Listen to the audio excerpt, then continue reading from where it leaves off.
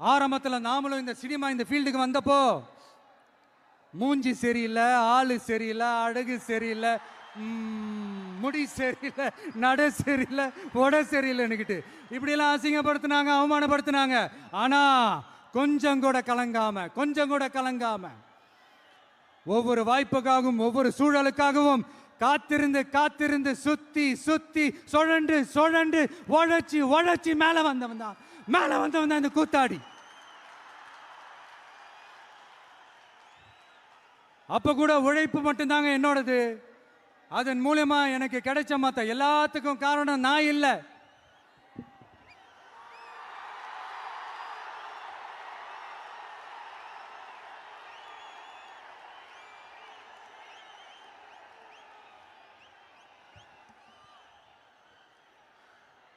ஒவ்வொரு கட்டத்திலையும் ஒவ்வொரு மனுஷனுக்கு ஒரு